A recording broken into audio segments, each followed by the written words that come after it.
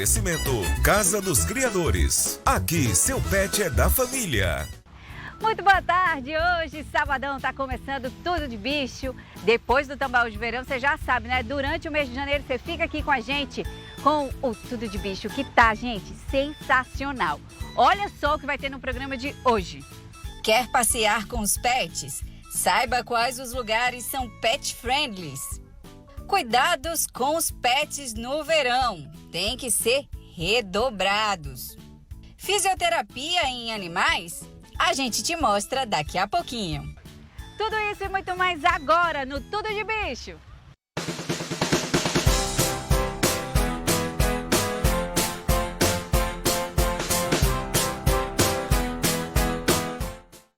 Vamos começar com dicas. Locais pet friendly. Vocês pedem muito, a gente traz aqui justamente o que vocês pedem. Época de férias, o que a gente quer é passear, quer levar os nossos bichinhos, claro, respeitando todos os protocolos de biossegurança. Por isso, a repórter Liliane Raquel foi conferir um desses lugares, que é uma ótima opção para você passear aí e aproveitar essas férias.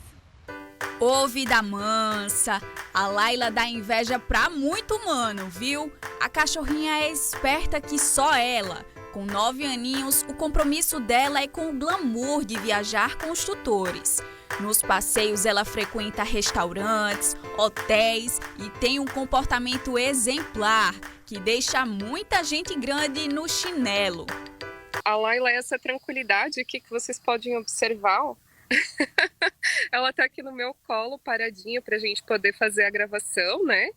E todo esse processo começou quando ela tinha mais ou menos uns 6 anos de idade e que nós nos mudamos para a Flórida, nos Estados Unidos, para fazer um intercâmbio de inglês. E de início ela já encarou um voo de 8 horas, tranquila, sem a ajuda de nenhum medicamento e super calma.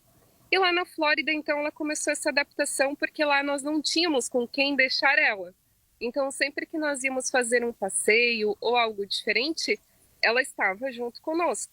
E depois que a gente finalizou o nosso intercâmbio, a gente resolveu começar a dar a volta ao mundo de carro. E mais uma vez, a Lailinha foi junto.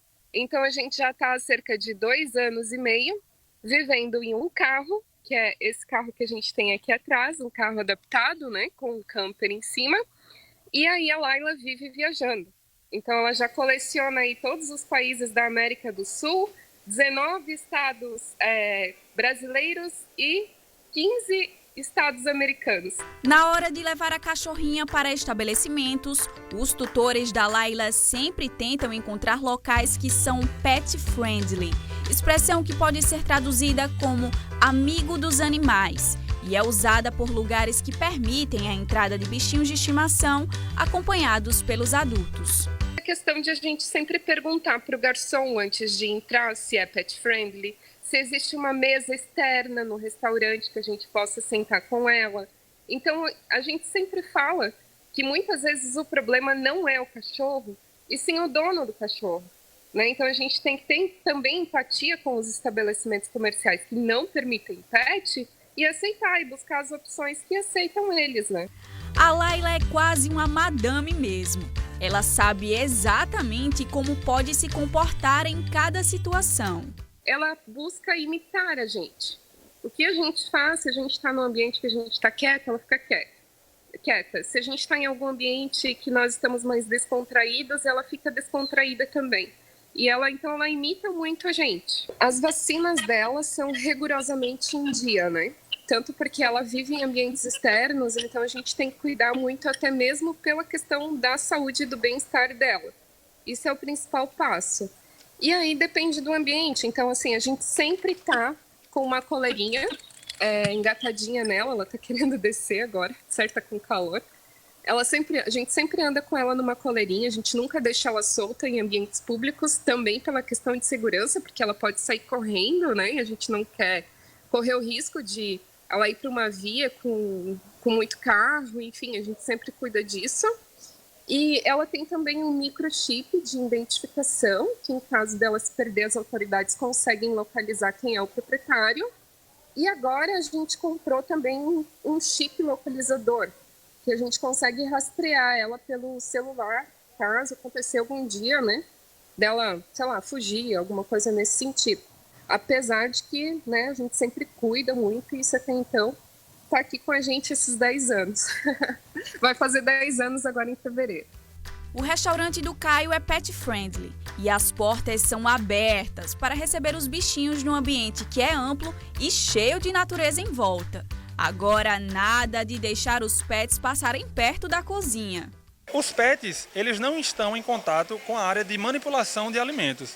Eles estão em contato apenas com áreas externas em que nada que ele possa fazer vai alterar alguma forma do produto que a gente entrega para o nosso cliente. Além disso, no estabelecimento existem outras regrinhas que devem ser seguidas pelos tutores. Existem pessoas que não gostam, então a gente tem que respeitar todas as pessoas. Assim como a gente respeita as que gostam, a gente também respeita as que não gostam. Então, as regras básicas são o seguinte: o pet, geralmente, 99% das vezes que um cliente vem com pet é um cachorro. Então, uma das regras já na portaria que a gente fala é que o cachorro tem que sempre ficar na guia e com o seu tutor, e preso ou acoplado à mesa. A gente dispõe de alguns totens no restaurante para você encaixar o seu pet lá, para deixar ele presinho, que a gente denominou de estacionamento para cães. Mas nada impede o cliente de deixar ele presinho à sua mesa. Mas jamais a gente permite que o pet fique rondando livremente pelo restaurante. Uma das outras regras também é que a gente coloca os pets apenas nas áreas externas. E se por acaso for em área interna, a gente só coloca nas laterais que deem visão para a área externa. E essa ideia pet friendly tem conquistado cada vez mais adeptos e se tornado um grande atrativo para quem não abre mão da companhia dos bichinhos durante os passeios em família. Eu até queria deixar uma palavra de incentivo assim, para as pessoas, né? Porque quando a gente começou a nossa viagem de volta ao mundo, a gente pensou que seria super complicado viajar com a Laila. E não é. Na verdade, ela completa realmente o nosso dia a dia. Existem exigências, algumas vezes a gente tem que abrir mão de fazer algumas coisas por estar com o pet, mas a companhia dele é muito mais compensadora. Você imagina eu estando com ela 8 anos, dizer para ela, agora eu vou embarcar numa viagem de volta ao mundo, fica aí com os avós. Então, ela já está muito apegada na gente, né? A gente sempre tem que ter a consciência de que qualquer mudança de vida que a gente for fazer, a gente tem que estar com o nosso pet junto. Ele faz parte da nossa vida.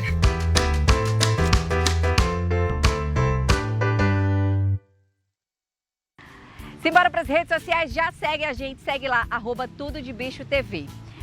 Você pode mandar o que você quiser pra gente, que a gente também pode divulgar lá. Vai ter algum evento de bicho, encontro, a gente colocou um encontro de futebol, a gente tá sempre colocando lá.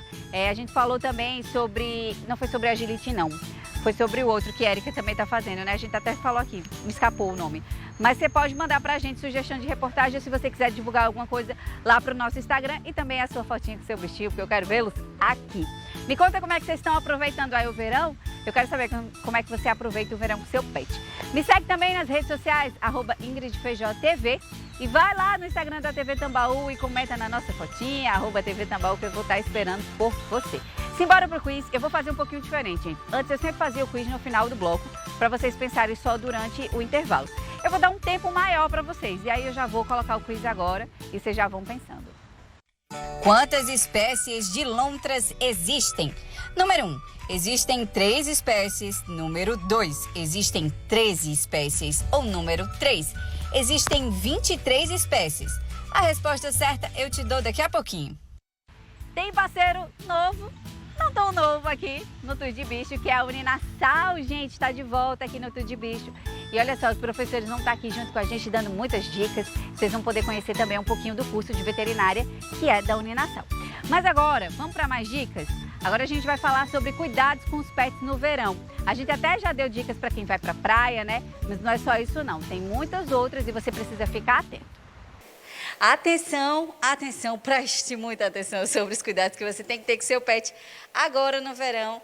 Sei que às vezes a gente dá uma relaxada, mas essa é uma época que eles sofrem um pouco mais, professor. Isso, né? Essa é uma época especial, assim como nós, seres humanos, os animais também têm uma certa sensibilidade ao calor. E nós que moramos num país que é tropical, aqui na nossa região em especial, na Paraíba, uma região bem quente, então é importante que tenha alguns cuidados sim. E esses cuidados vão desde cuidados simples a ter sempre uma boa oferta de água limpa, se possível numa temperatura até um pouco mais amena, mais suave, mais fria, né? Hábitos de exercício de forma controlada, uma dieta satisfatória se ser uma dieta muito pesada. Então alguns cuidados são necessários para que tenha essa vida de forma mais segura nesse período de calor, de verão. Começando pela água, até o senhor falou sobre a temperatura da água. Eu posso, por exemplo, colocar umas pedrinhas de gelo ou não é um indicado? O que pode acontecer é o seguinte, né? A gente sempre precisa fazer uma mudança gradativa como um todo.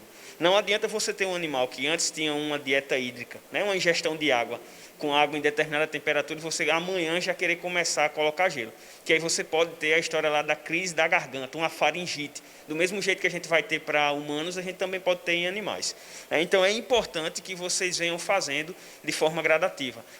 É colocar a água num ambiente mais frio, é colocar o potinho, a tigela num ambiente que seja sombreado, e aí você pode ir gradativamente acostumando esse animal com a história lá das pedrinhas de gelo, né? do gelo. No caso dos petiscos, eu posso estar oferecendo aqueles sorvetinhos, essa é uma época ideal. Sei também, atenção, que não é para dar muito não, né? Tem a quantidade correta. Petisco pode deixar eles mais obesos. Isso, perfeito. Então, já se dispõe, né, no mercado pet de petiscos em temperatura fria a gelada, sorvete, mas são sorvetes específicos, picolés específicos para esses animais, tanto para cães como para gatos. E aí vocês podem fazer sim o uso agora, como vocês bem falaram, de forma moderada, com calma, porque é um petisco, não é um alimento. Vai ser um momento utilizado num ponto específico para aliviar o calor. E nada de ser o petisco, o sorvete, o picolé que a gente toma, não pode. Isso. Tem que ser específico para animais. Quando a gente está falando de caminhadas, porque o que a gente quer mesmo é passear com os nossos pets agora, quais são os cuidados que a gente tem que ter? Alguns pets, eles sofrem mais. Quando perceber que tem algo errado? Pronto. Em relação à prática de esporte propriamente dito com esses animais, né?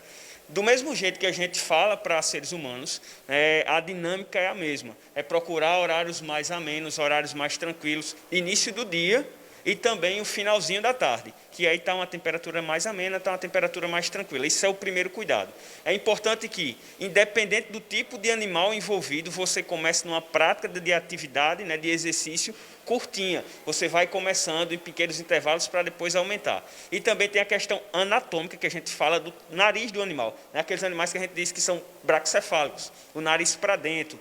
O pug, você tem aí o chihuahua, você tem maltês, você tem outros cães, o Lulu da Pomerânia, são cães que têm o nariz muitas vezes para dentro e pode vir a ter problemas respiratórios em relação a isso aí. Então, é ir devagar, começar com exercícios em pequena quantidade, num horário ameno e sempre respeitar o limite do animal. Se você vê que ele está muito ofegante, com a linguinha de fora, o coração muito acelerado, dá uma pausa, relaxa um pouquinho para continuar na atividade. Quando eu vou levar para a atividade, eu tenho que levar água e comida? Água principalmente.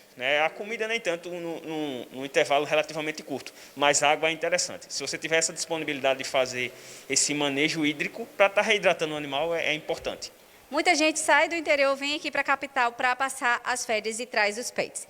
Eu preciso trazer coisas deles para cá, tipo caminha, um cheirinho, algo específico para ajudar agora, nesse período que a gente está de férias até o carnaval, e tem gente que pega veraneio mesmo e fica aqui esse tempo todo. Isso vai depender muito da condição do tempo que esse animal vai passar aqui. Se for uma visita, uma viagem curta, não tem essa necessidade tão grande. Mas se for um período um pouco mais prolongado para evitar a condição de estresse, pode-se pensar essa condição. Agora, é importante que, independente de você fazer esse tipo de manobra ou não, é importante conversar com um médico veterinário que faça a assistência nesse profissional, desse animalzinho, para fazer um manejo de transporte. Vai usar uma caixa de transporte? Essa caixa de transporte tem que respeitar o tamanho do animal. Vai fazer um período muito longo de descanso, de intervalo? Será que precisa levar a cama? Será que precisa levar o comedouro, o bebedouro? Então, tudo isso tem que levar em consideração.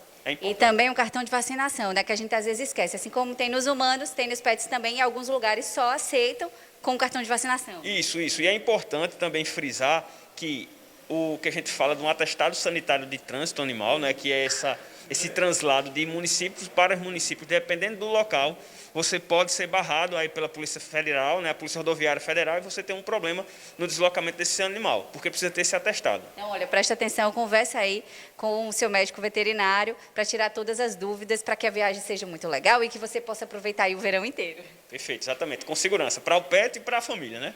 Felipe, muito obrigada pelas informações. A gente volta com mais temas com você. É a primeira vez do Felipe aqui no Tudo de Bicho, mas vocês vão vê-lo muitas e muitas vezes. Joia, joia. Vamos relembrar agora o quiz. Vou repetir a pergunta. Por enquanto, você já vai seguindo a gente nas redes sociais, @TudoDeBichoTV.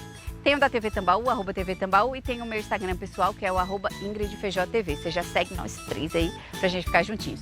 Vou repetir a pergunta do quiz, depois eu vou para um rápido intervalo e espero vocês no próximo bloco. Quantas espécies de lontras existem? Número 1, existem 3 espécies. Número 2, existem 13 espécies. Ou número 3, existem 23 espécies. A resposta certa eu te dou daqui a pouquinho.